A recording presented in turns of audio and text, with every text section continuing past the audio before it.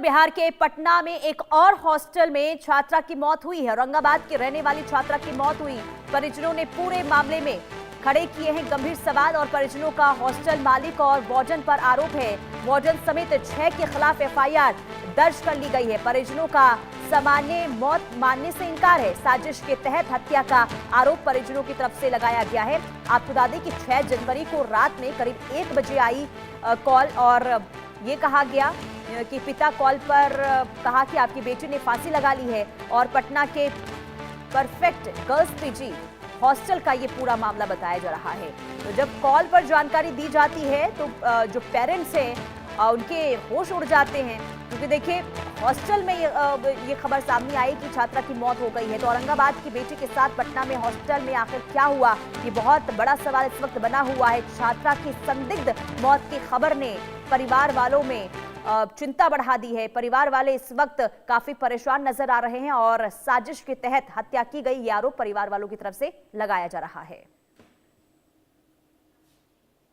Police ने PMCH लेकर भाग गया, बोला कि हॉस्पिटल ले रहा है, पीएमसीएच लेकर भाग गया। पुलिस आने से पहले से बॉडी को उतार दिए थे। पुलिस द्वारा बताया गया। मतलब है सर, क्या लग रहा है, जो हिसाब से उसको मैं वीडियो देख रहा हूँ, फोटो देख रहा हूँ, उस हिसाब से मेरे को सुसाइड नहीं, उसको हत्या के साजिश लग रहा है।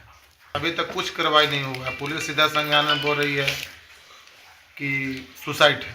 2 लड़का घुसता है हॉस्टल में, हम लोग जाते हैं तो हम लोग के ऑफिस के पास में बैठा दिया जाता है। हाँ। बच्ची को बुलाया जाता है, तब मिलने दिया जाता है। हाँ। हम पूछते हैं कि बिना परमिशन के 2 लड़का हॉस्टल में क्यों घुसा। मेरे को ये बताना है कि जिस हॉस्टल में, गर्ल्स हॉस्टल में जेंट्स को अलाउ नहीं है, जो खुद की बच्ची के पिता को अलाउ नहीं है अंदर हॉस्टल में, तो उसमें 2 लड़का को आप कैसे अलाउ दे दीजिएगा अंदर जाने के लिए, बताइए। 2 लड़का को अंदर में घुसाया गया, उसके साथ साजिश किया गया। अब पता नहीं उसके साथ क्या साजिश किया, गला दबा दिया कि क्या कर दिया। मेरे बच्ची के हाथ में पूरा खरोच आया है, इसमें पूरा खरोच आया है, यहाँ पर पूरा काला काला पूरा दाग पड़ गई है। 12 बजे 1 बजे सूचना हमको मिला वहाँ से।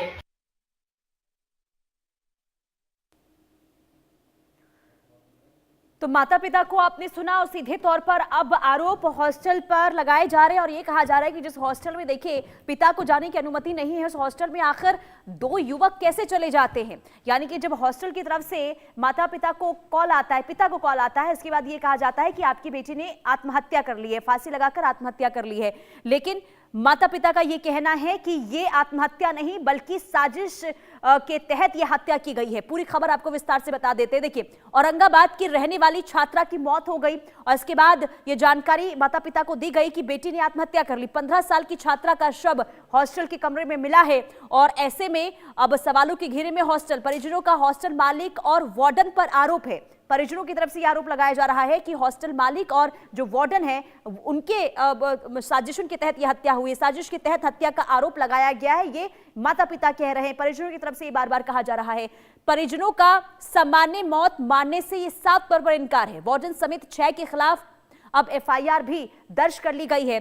लेकिन सीधे तौर पर देखिए पटना के परफेक्ट गर्ल्स पीजी हॉस्टल का ये पूरा मामला है, जहां हॉस्टल के कमरे में आखिर उस दिन क्या हुआ अब सवालों के घेरे में है। औरंगाबाद की रहने वाली ये छात्रा की मौत के बाद अब सनसनी वहां पर फैल गई है, क्योंकि परिजनों का ये कहना है कि आत्महत्या नहीं की गई है बल्कि ये साजिशन हत्या की गई है। और कुल मिलाकर अब जब एफआईआर 6 लोगों के खिलाफ दर्ज हो गई है तो इस दिशा में जांच आगे जब बढ़ती है तो आखिर क्या निकलकर सामने आता है, ये बहुत बड़ा सवाल है। हत्या या आत्महत्या, पिता ने क्या कहा वो भी हम आपको समझा देते हैं। देखिए 4 जनवरी को खुद पटना आकर बेटी को हॉस्टल में मिला। 5 और 6 जनवरी को बेटी से बात हुई, ये पिता का स्टेटमेंट हम आपको बता रहे हैं।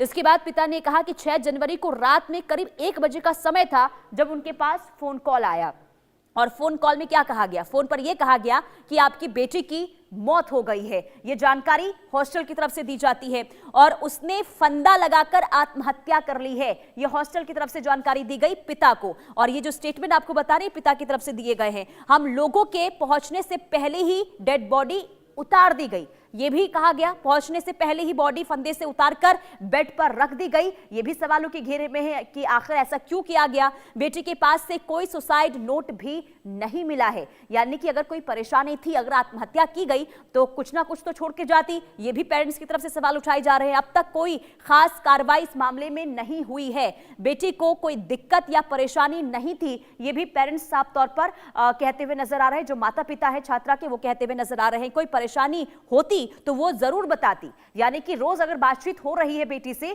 तो अगर किसी दिक्कत में थी, कोई परेशानी में थी, तो वो हमें जरूर बताती। मेरी बेटी की हत्या की गई है, ये सीधे तौर पर अब माता पिता का कहना है। पुलिस और हॉस्टल संचालक की मिली भगत की वजह से आज मेरी बेटी की जान चली गई। ये पिता का स्टेटमेंट हम आपको बता रहे हैं। अब ऐसे में सवाल ये कि क्या ये हत्या है या फिर आत्महत्या, लेकिन अब तक जो स्टेटमेंट दिया गया है पिता की तरफ से, उसने कई सवाल खड़े कर दिए हैं कि आखिर उस दिन रात में हुआ क्या था।